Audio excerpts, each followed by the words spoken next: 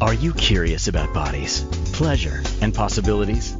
And what about curious about what others are up to on the planet when it comes to pleasure, sex, and play? Have you considered what pleasure can do for your life, your body, and your bank account? Do you know something magical, delightful, and out of this world orgasmic is not only possible for you, but totally available to you? If you're ready to be the magical, sexual, sexy beast you know you can be, and you just need the tools to get there, you're in the right place. Now, here's the host of The Pleasure Zone, sensual movement artist, relationship and sex alchemist, Milica Jelenic. Welcome, my sweet pleasure seekers. For those of you who are listening today, it just always stuns and amazes me that I somehow come up with yet another topic I haven't talked about. And this is yet another topic I haven't talked about. And I've been on for over 10 years now. What? Today's topic is what neurodivergent people need to know in relationships. And why I wrote it as that is because a lot of times, as somebody who is potentially, now I've never been diagnosed, but I have a lot of traits.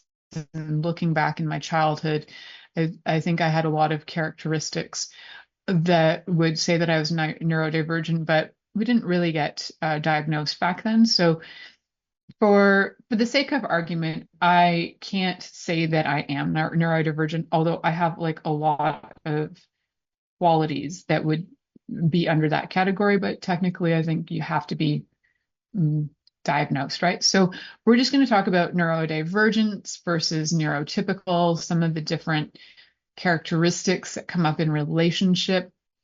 And we're going to look at how, different communication styles and different things that are helpful to know.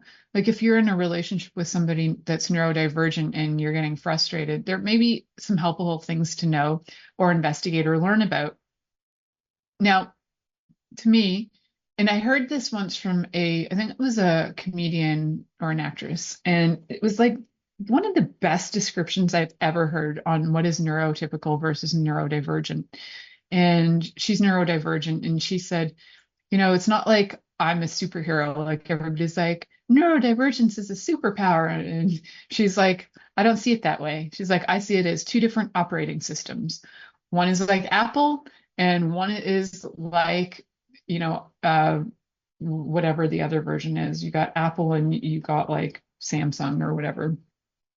I don't know. You guys know what I'm talking about, right? And so different operating systems, not one operating system is better than another. They just operate differently. And so if you have ever, owned something that was an Apple product, and then you switch over to say, you go and you get like a Samsung phone from having an iPhone, it's very different. I've even I've had Samsungs forever. And if I went to go get an Apple phone, I would have to learn how to use it. And I've tried to use my friend's Apple phone, and I was just like, I surrender. I know how to touch an app, but things feel different. Even like the capabilities are different. It's just different. So it's not that one's right or wrong. And sometimes there's a learning curve in being able to navigate the new operating system. So if you're in a relationship with somebody who has a different operating system than you, it's good to know how that operating system functions in order for you to have a healthy, happy relationship.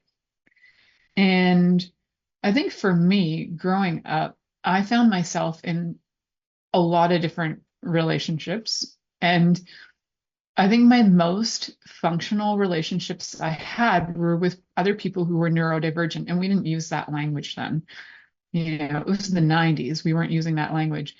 But I think some of the most easygoing relationships I had were when I was in a relationship with somebody who was neurodivergent. And looking back, I didn't think of them that way. I just thought, oh, like they're more, maybe I would call them like more aloof, or they needed more of their own space, or they, when they had something they were really interested in, like a hyperfixation, they got super interested and like wanted to share everything about that, and it could consume an entire conversation.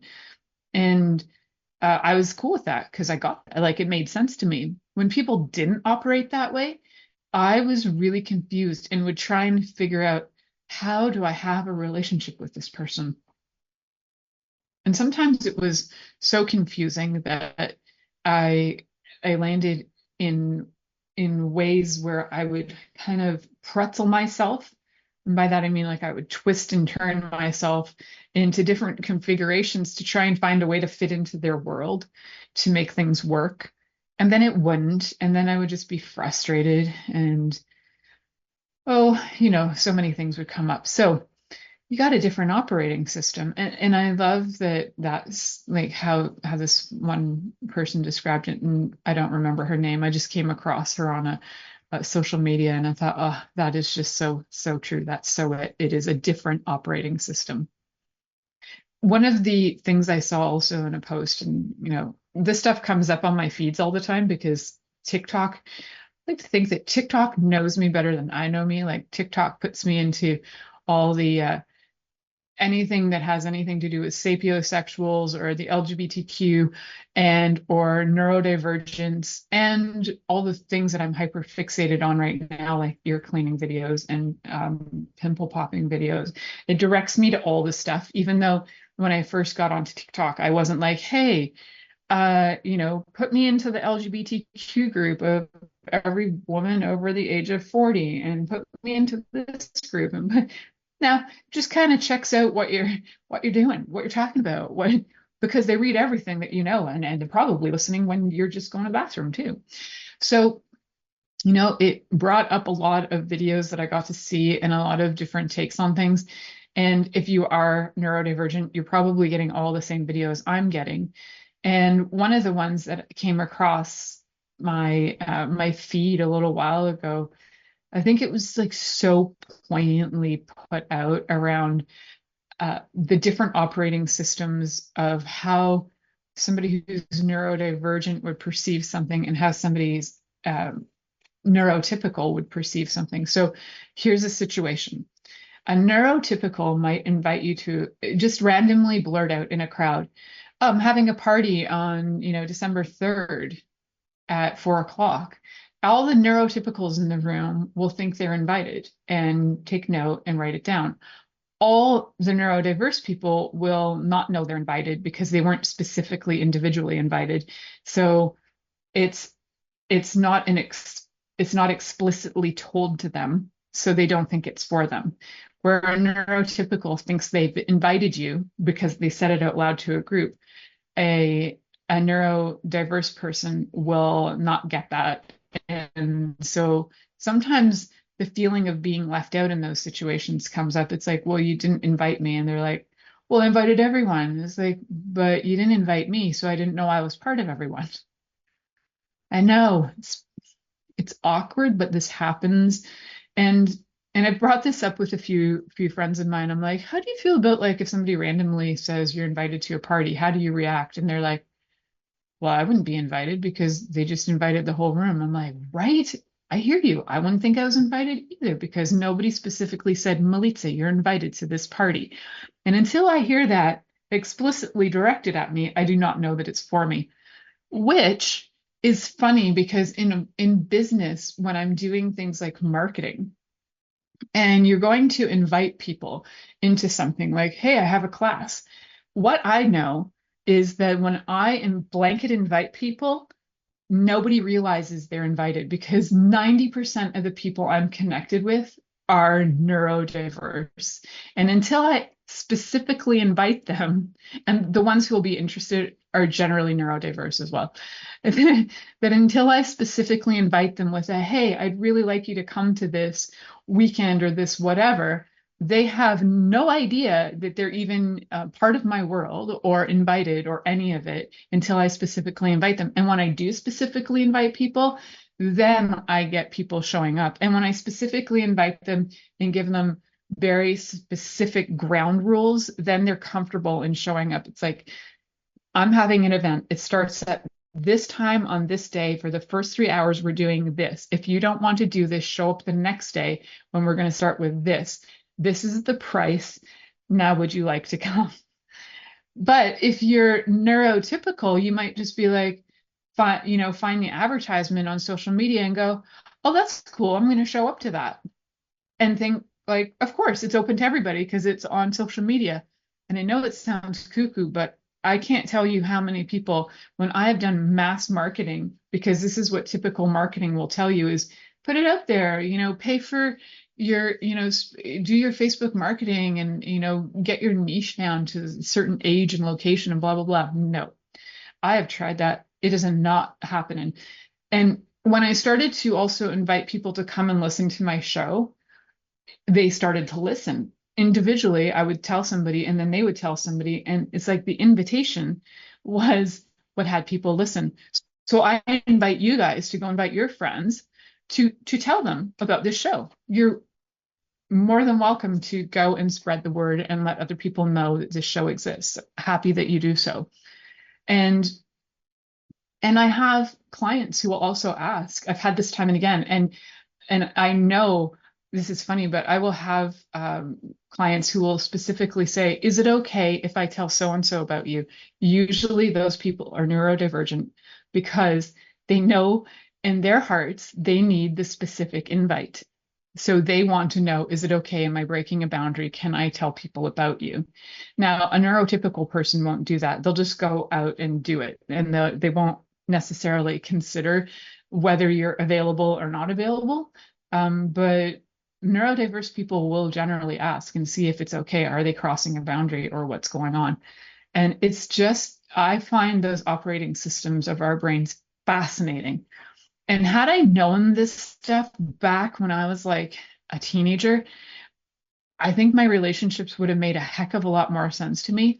But looking back, I have to say I could easily off my hand name the people who are probably neurodiverse because the relationships were so casually funny and there was just like an understanding and it didn't get complicated in any way. It's when the relationships were mixed between neurodiverse and neurotypical that's like there was total confusion sometimes around all kinds of things. And we're going to talk about some of the stuff that does often come up, especially in romantic relationships between neurodiverse and neurotypical people, or the beauty of like, if you're both neurodiverse, how it can be, you can sometimes understand each other in a different way. And, or if you're both neurotypical, you can understand each other in a certain way. So sometimes when the operating systems are mixed, then it's good to understand how those other operating systems work. So yeah, that's going to be a fun little chat. If you happen to feel like, you know what, this really speaks to me and I'd like to learn more about, being neurodiverse, there are lots and lots of websites out there, guys. There are experts in this field. I am not counting myself as an expert in being neurodiverse because I can't really say that. I've never been diagnosed. And from a perspective of working with couples where I can see that in them, it's more fun for me because I can actually tell when somebody is like, oh, you've got this operating system and you've got this operating system, and what these different operating systems need are different forms of communication in order to feel confident and be able to move forward. And so, sometimes there needs to be very explicit communication, like I require A, B, C, and D.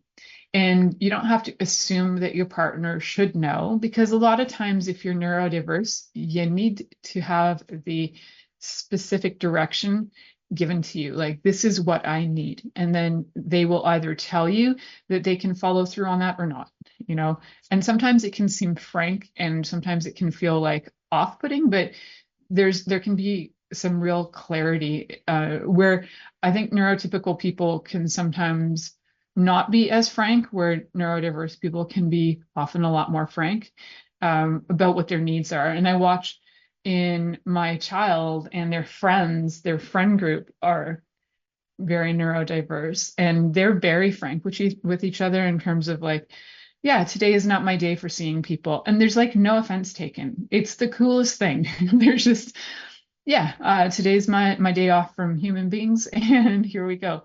And I think for people who are maybe neurotypical, they might feel like offended or put off or rejected. But when you're in a group of people who get that and they're like, yeah, I know what that feels like. And there is empathy, which I think there's been a misunderstanding in the past where the idea is if you're neurodivergent, you have no empathy. I think actually what it is you have extreme empathy. In fact, you're feeling everything and everyone all the time. So being able to be really clear with that and be cool with it, and it's like not offensive. So we're going to talk about some different operating systems with neurodiversity and neurotypical stuff in relationships, and we're going to find some fun and easy ways to actually get along and be able to navigate some of the highs and lows of these mixed operating system relationships. So you're listening to The Pleasure Zone here on Inspired Choices Network, and we'll be right back after this commercial. Are you secretly a voyeur, wondering what's going on in other people's sex lives? What if now is the time for a totally different sexual evolution? Are you interested in people who are pioneers of different sexual and pleasurable practices? Lean in now with Milica Jelenic, where she will entice you and your body to know your own pleasure zone. On the Pleasure Zone radio show with sensual movement artist Milica Jelenic, you'll receive tools, inspiration, and a foundation to allow yourself to receive more in your sex life, and quite possibly other areas of your life as well. Listen for the Pleasure Zone with Milica every Monday at 8 p.m. Eastern Time, 7 p.m. Central Time, 6 p.m. Mountain Time, and 5 p.m. Pacific Time on InspiredChoicesNetwork.com.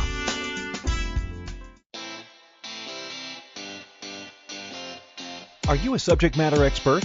Are you here to share your expertise with an audience waiting to hear from you in only the way you can deliver? Are you ready to have your voice amplified across the airwaves? Inspired Choices Network has a global radio platform streaming to millions of people across the world. Professionally produced and supported by an accomplished team every step of the way, you can broadcast from anywhere in the world, knowing your voice matters, and we ensure it is delivered with ease and efficiency. Eager to hear your message, the world awaits. Contact us today to become an Inspired Choices Network radio host. Email become a host at inspiredchoicesnetwork.com. This is The Pleasure Zone with sensual movement artist Milica Jelenic. To participate in the program today, join our live studio audience in our chat room at inspiredchoicesnetwork.com. You can also make the choice to ask or comment by email, info@milicajelenic.com. Now, back to the program. Welcome back, my sweet pleasure seekers. Tonight we are talking about some different operating systems, and what I mean by that is, navigating relationships between neurodiverse and neurotypical people. And so the different operating systems are how our brains function, how we function in the world.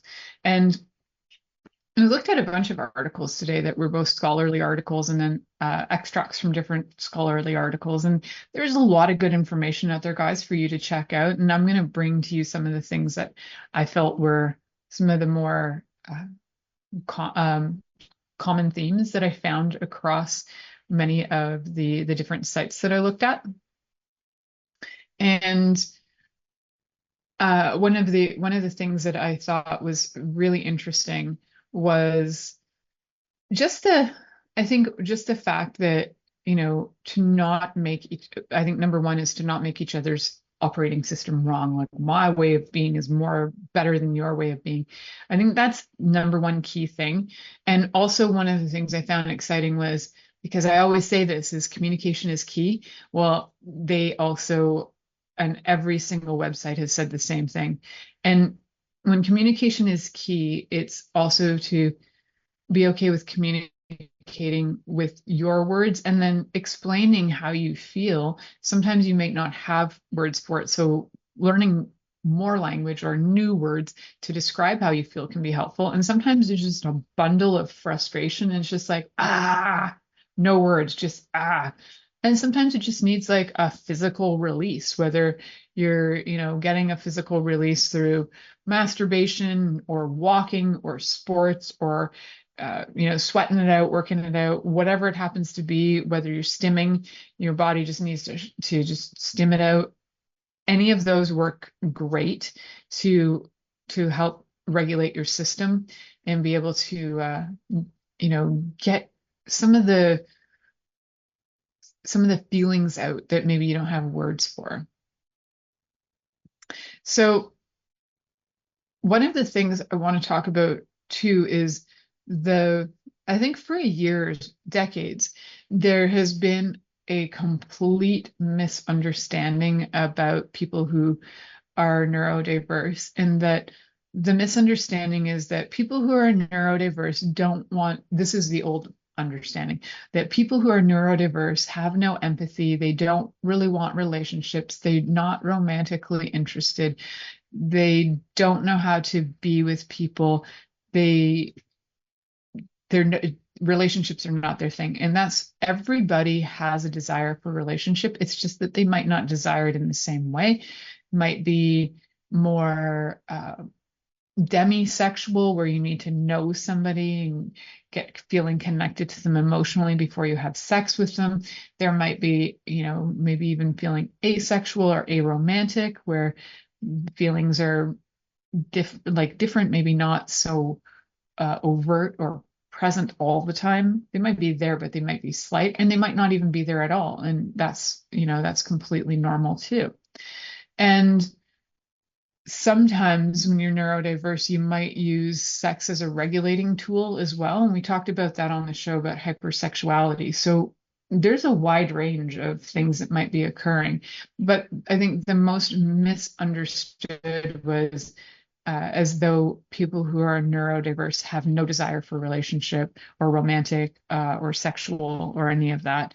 And that's just not true. I just know way too many neurodiverse people who are interested in relationships. In fact, they almost, in a way, study it. I have to say, like, my mom is neurodiverse, and when she was in high school, somebody asked her who she had a crush on, and it was so funny. And this was a few months ago, or maybe even a year or so ago.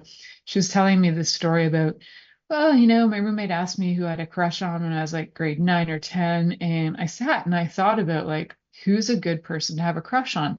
Well, somebody who's got a good sense of humor, who's intelligent, who's, relatively good looking. So she had figured out and basically concluded through an evaluation who's a good person to have a crush on. It wasn't like a deep sensation feeling of attraction. It was like, what makes the most logical sense? And that's sometimes what happens. And whether my husband will ever admit it or not, it's actually how we ended up in relationship. And he said it in different ways, where he's like, well, you were able to do A, B, C, D, E, F, and G really well. And so it just makes sense. I'm like, oh, I just love you for the way your brain operates, because it wasn't like, oh my God, I'm so in love with you. It was different. And I think in that respect, I had total appreciation for it, because I could see that as lasting qualities rather than that I'm so in love with you, which can die off and the passion can burn away. But having somebody who's like, oh, I like these characteristics about you, and this is what I admire about you. I'm like, yes, thank you. These are qualities about me that not only have I nourished, these are ones that I really like about myself. So I really like that you like them, because I'm not planning on changing those. And I think that often will happen in, we'll call it mixed operating system relationships, where, the partners are looking to have both operating systems work the same, and they just won't. And it's okay, right? So don't try to make your neurodiverse partner be neurotypical. It's not going to happen. You're not going to change Android into Apple. You're just not. And what if that's okay? So if you're not going to be able to change your partner, and I'm not saying that you're not, there is always natural change and progression that happens, but their operating systems are going to work a certain way. And what if you can just learn how their system works and not make it feel offensive? Like if you happen to have a partner who is just very frank and overt, it could be part of their operating system.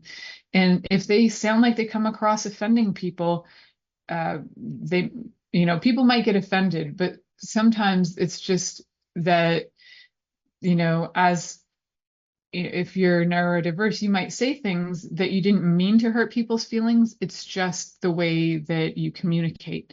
And so hopefully, I think people will start to get that it's not about being offensive, and it's also not about having to constantly check on what you can say.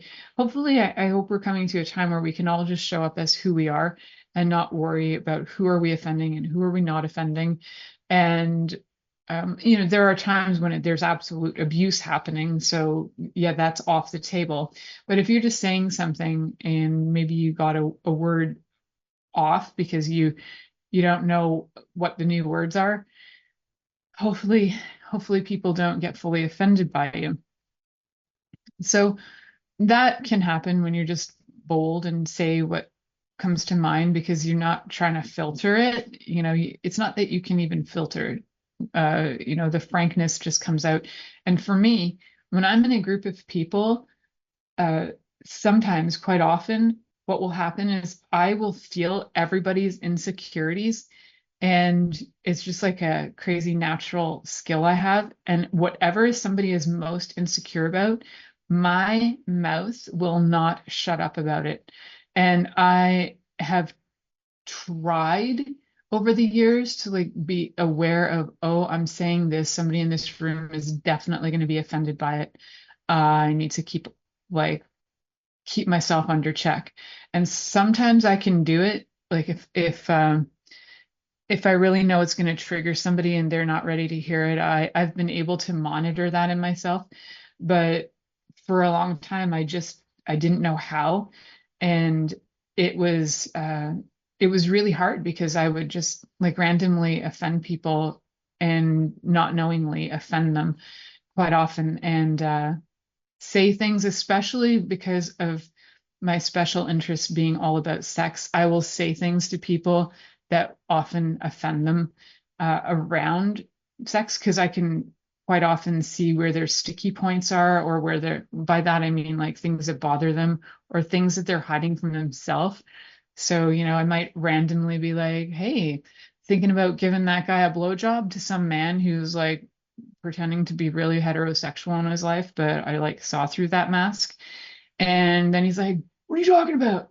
Yeah, I've said some things to people. And luckily I've had some friends who I have said some funny things to that at first were really offended, and then later on in life kind of turned around and went, you remember when you said that thing to me? You were freaking spot on. And it's actually like a hidden thing that I was hiding from myself. It was like a kink that I just didn't want to admit that I had.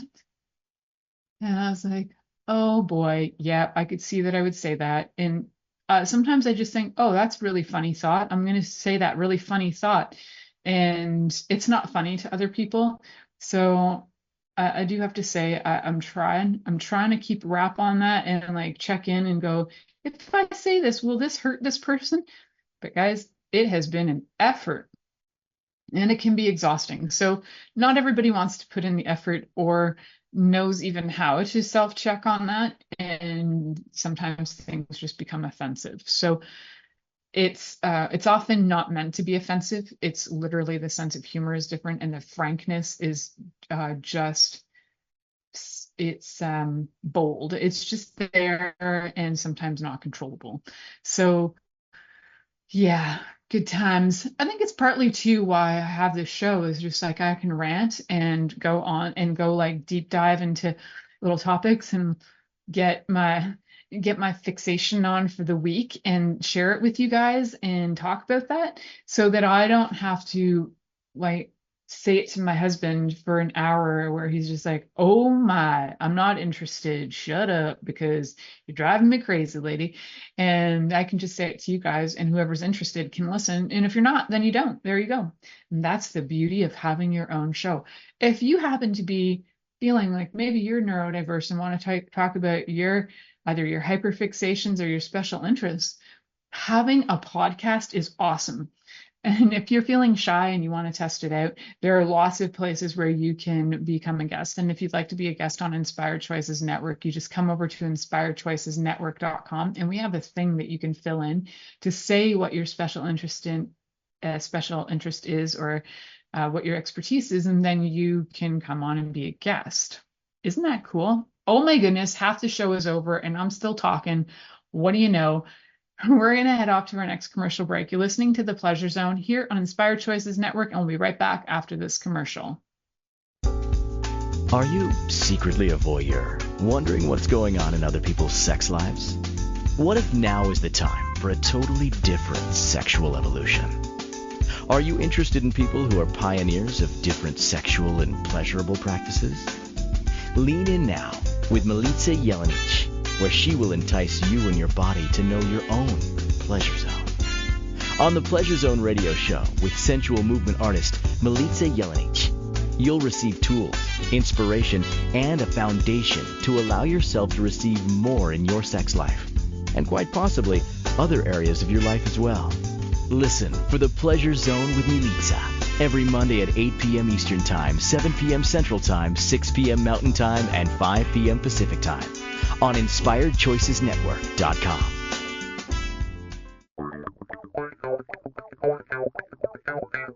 Interested in masturbating for money, copulating for consciousness, and pleasuring on purpose?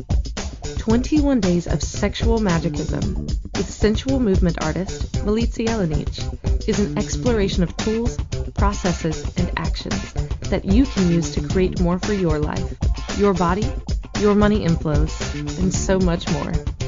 Graduated learning for all levels of interest. Learn at your own pace via video classes or join the yearly live class. Take a peek at www.milicajelenic.com.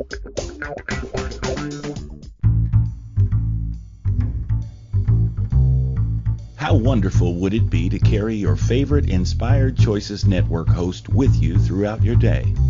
Well, now you can. Inspired Choices Network now has its very own mobile app. Our free app offers live streaming shows, along with thousands of podcasts and TV episodes. Our shows cover a wide variety of topics. Whether you're waking up with us, carrying us through the day, and taking us to bed with you, we're always here for you to enjoy. We're easy to find. Just search for Inspired Choices Network in the Apple App Store or Google Play Store. This is The Pleasure Zone with sensual movement artist Milica Jelenic.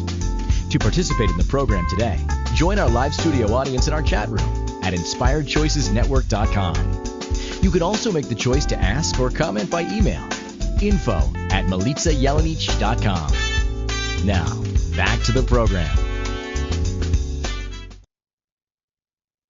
Welcome back, my sweet pleasure seekers. Tonight I'm talking about, if you're thinking you might be neurodiverse, or you're neurodiverse and you're in a relationship with somebody who's neurotypical, or you both happen to be neurodiverse, then sometimes just knowing how you operate and how your partner operates can be really helpful.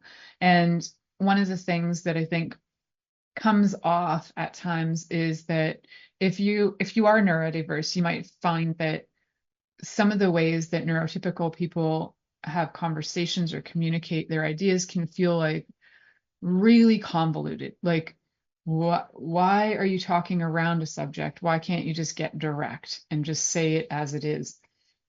And I get in all kinds of meetings all the time, like whether it's one-on-ones or whether I'm in a group with, like if I'm networking or something. And it's become almost a funny thing because I can hear sexual innuendo in anything. Somebody could tell me that they just wash a can out, and I'll be like, well, I could just turn it into sexual innuendo in a flat second because, it's kind of my thing. It's kind of my special interest. So it's on my brain all the time. And so it's a funny thing to me when people just get scared of things and they have to kind of talk around the subject instead of just getting really bold and right in there and just saying it like it is or how they see it. Or and sometimes people get offended by that too. Like I get on with clients and they might have come to me for, say, for example, well, I recently had a lady come to me who had like a long-term infection. And I think I asked her, like, I was like, yeah, okay, that's all interesting. So tell me about your sex life. Like, where are things going? How do you feel? Like, because there's a connection here. And like, I can find connection in your health to something going on. I can find that. And it's one of the reasons why I started studying sex more and sex and intimacy and got to become a sex and intimacy and relationship coach, is because I was finding so many connections. I could just see them in people and their health and the way that they felt about themselves and how that was reflecting in their health.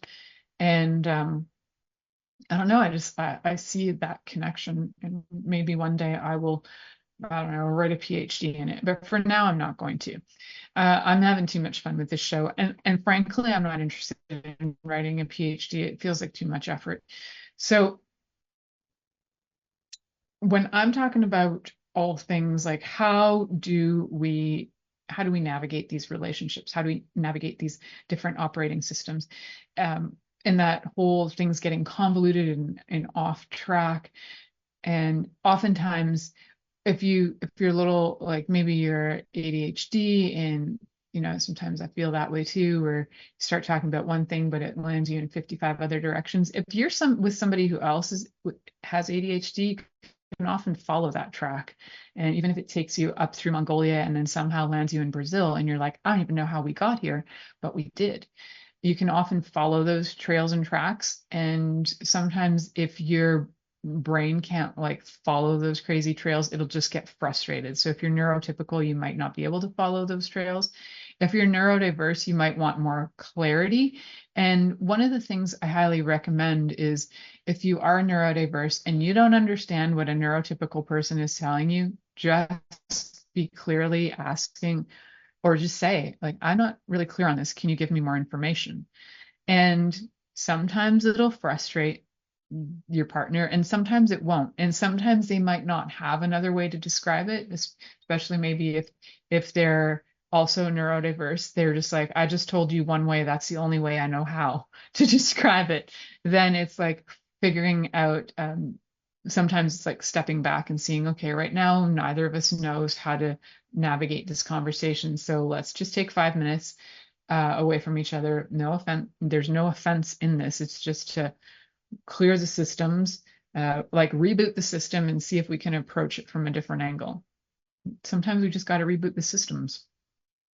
It's not that it's changing the system, it's just rebooting it to have a different, more clear way of operating. So yeah, that's how I feel about it.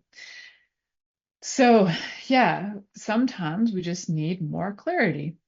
And a lot of times too, there's like so many things, like with I think like neurotypical people might give even sexual cues that are less obvious. They might say stuff like, oh, okay, here's a fine example. Like back in the day, somebody would ask me out for coffee. I literally would go like, I don't drink coffee. And they'd be like, oh, okay. And what I didn't understand was that wasn't what they were actually like asking for. I had to come to realize later that what they were asking for was either like a date or sex. And I didn't realize that until I started watching movies where people would get invited into, oh, you're invited up for coffee, and then coffee equaled sex a lot of the time. And then there's like this, if you don't understand that and you're going up and you're thinking, oh, I'm going up for coffee, I'm having coffee because that was the explicit request, then and you show up and you're like, oh, wait a second, what was the illicit request? Oh, the illicit request was about sex. But if somebody had just said to you, do you want to come up for sex and coffee? You would be like, I'll have the coffee, but not the sex. Thank you. It's just so much easier when somebody says that. And it's funny because I have had people attracted to me because I am that explicit. And I'll just be like, hey, you interested or not? Like, I'm cool with a no. I'm cool with a yes. Like, what do you feel? So, so it definitely takes away from the trying to navigate and figure out, what does this actually mean? Can't we just like say what it is? And do you want to go out on for watch a movie? No? Okay, cool. Do you want to go do something else? Yes, cool. Here's 5 things I like to do. Is there something you would like to do that are one of those 5 things? And I do think I kind of coach from my own perspective with the way that my operating system works. Of course, that's how coaches work, is from their operating system. So I think sometimes I bring things to the table that are like a mishmash from a whole like different culmination of different things that I've learned, and kind of slap them together to create my own methodology and my own tools. And sometimes we just got to know how how does our partner operate? Do they need us to be blunt and frank? And if you need somebody to say, you know what I really want for Christmas is this. Phew, thank you. Takes away from the guessing game, because for me, I am not skilled at buying presents. I no, I have bought some real silly, weird things, and I will just see them and I'm like, hey, this is fun. Like, I think when I was about 18 or 19, I got my grandma a necklace that was bubbles, but my grandma was neurodiverse too. Also not, I'm sure my grandma and grandpa were neurodiverse, but again, none of us had any diagnosis, so I can't be sure. But my grandma was stoked to have bubbles, which was cool. But had I given those bubbles to somebody else's grandma, they would have been like, "What are you giving me bubbles for? This is weird." But I was gifting the inner child, which I also did like weird gifts to my grandpa to his inner child. And I tend to gift people's inner child rather than their adult self. And so and I'm not really good at, it's Christmas, so I'm going to buy you a present. I'm not really good at that. I'm much better at, oh, I saw this. It reminds me of something goofy about you. So here, I'm entertaining your inner child, and I got you this weird thing. And sometimes I'm right on the mark, and sometimes I'm right off the mark.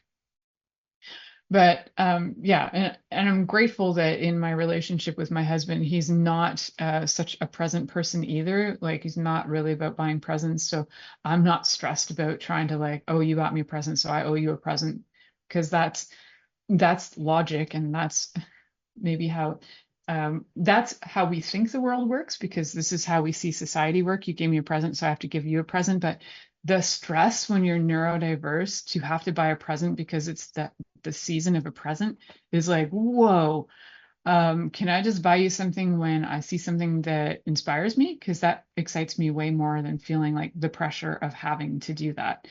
So relationships can feel strange at times or unfulfilling because maybe your love languages aren't being fulfilled, but knowing your love languages can really help too, whether you're neurodiverse or neurotypical, because they can help you be able to say what your needs are and get clear on that. It's like, if you really need presents to feel loved, then not only can you say, I need presents, but here are my special interests. And if you get me anything in my special interests, or my hyperfixation, I'm going to be thrilled.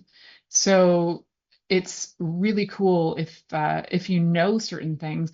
And it also is really cool in that you can feel like your partner is listening and knows you. It's like, oh, I really know you're into Star Wars, so I got you this Star Wars thing.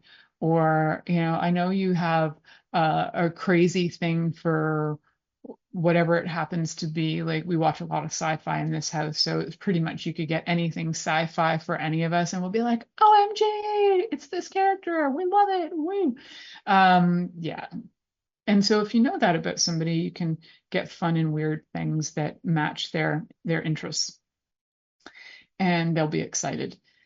And sometimes that pressure of, oh, it's a holiday and I have to buy something, ends up getting you to buy the weirdest things that make no sense, and it's awkward. And also, from a kid perspective, I remember being little and like having to make my Santa list, and I didn't even half the time know what I wanted until the year Cabbage Patch Kids came out. And I still have my Cabbage Patch Kid, who is now 41, and I have many actually, because they're Cabbage Patch Kids, so I got a lot.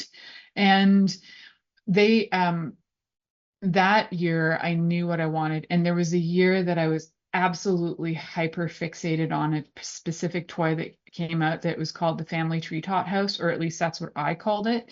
And if I didn't have that in my life, if that hadn't showed up for Christmas, I probably would have had either not talked for months, or I would have had a flipping conniption.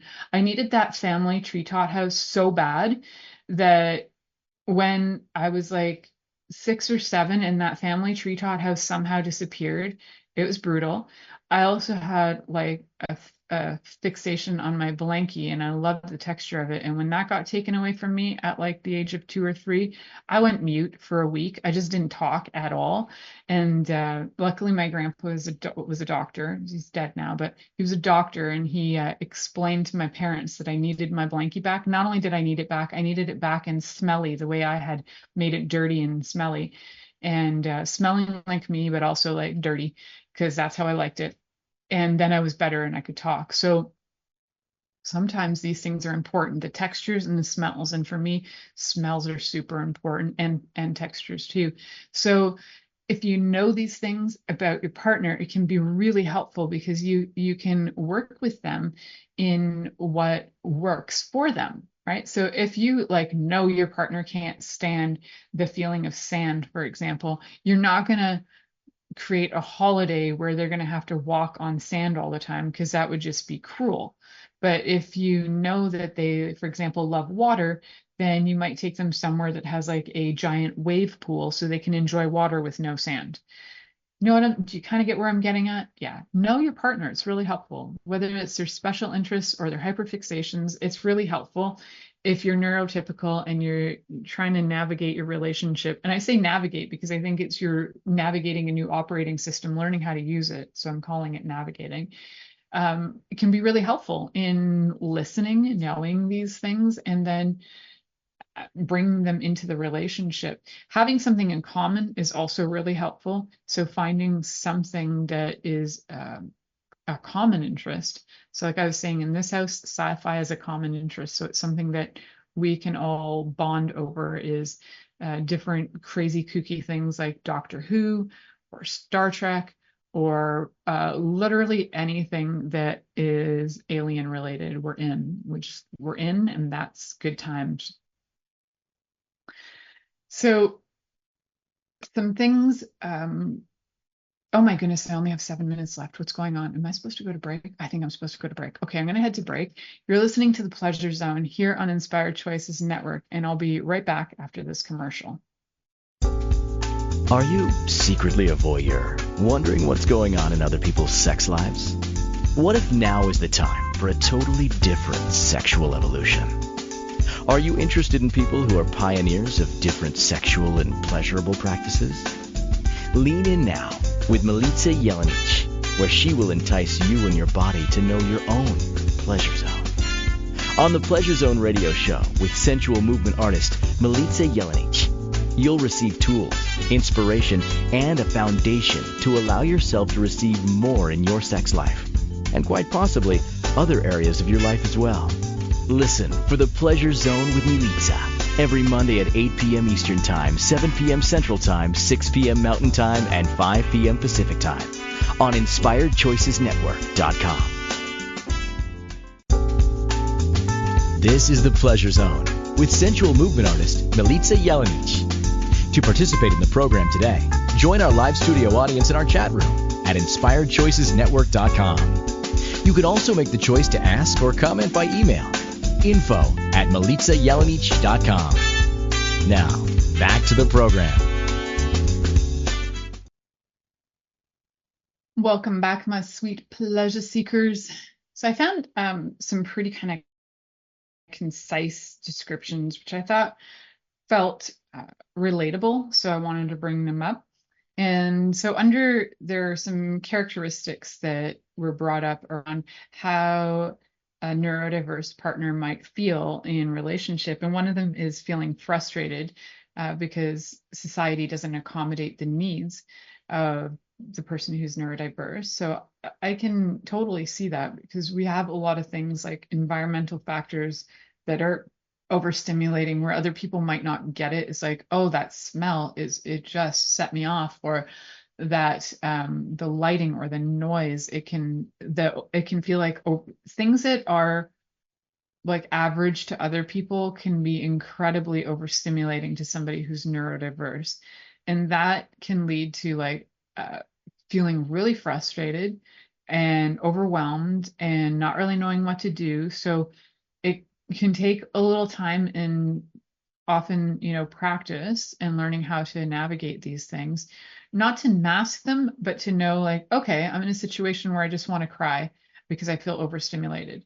And if other people look at me like I'm wacky because I'm crying, well, that's their thing. They can look at me like I'm wacky because I'm crying, whatever. And sometimes it takes a while to be okay with just showing up as you and having your feelings publicly and not feeling like you're wrong and you have to change them or make other people feel comfortable because you're crying and they feel uncomfortable. So they're trying to stop. No, you're just crying. It's okay. Just cry. So it's okay to just show up as you, and you don't have to change you. And sometimes just a good cry helps shift the energy and feel less overwhelmed and not have to, stop the crying. Just let your body experience it, or maybe some stimming, because you got to get it out, get the feelings out. It's okay.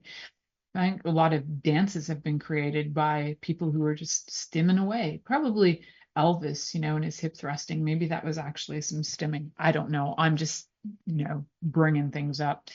So the feeling overwhelmed, sometimes too, the feeling of exhaustion, because always masking to try and make things work or to fit in or figure out what the appropriate behavior is, can be really tiring, especially in social situations where you're like, you don't know the people, so you're not sure how to behave. So you're like, I'm good. Look at me. I don't have 35 special interests and want to talk about penguins for the next 10 hours. I'm good. But yeah, when you actually like are free to roam and show up as yourself, it can be so freeing and way less tiring. So if you feel like tired all the time, that doesn't mean that you're neurodiverse, but if you have some of these other traits and qualities, it might be something to look into. It could just be part of who you are. And what if it's okay to not mask? What's okay, just show up as you are. If people don't like you, they don't like you. There are loads of people in the world who are going to like you just for who you are, all your interesting, fun quirks that you've got.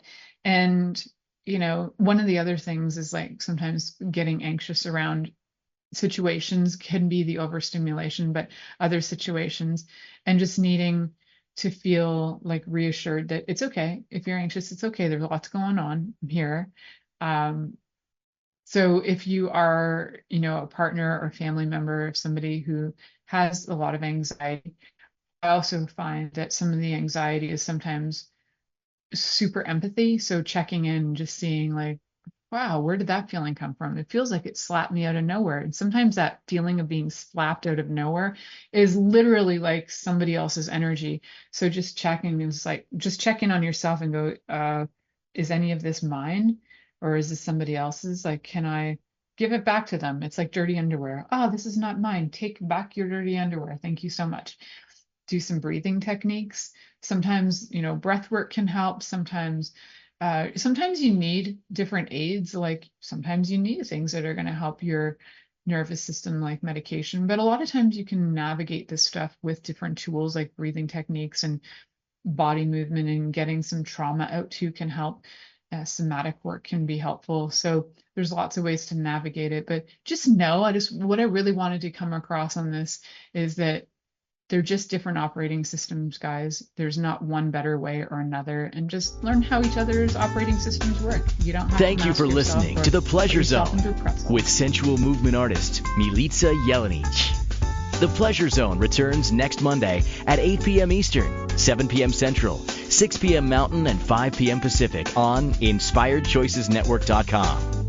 We hope you'll join us. Until then, have the best week of your life by choosing to be turned on and tuned in to your body.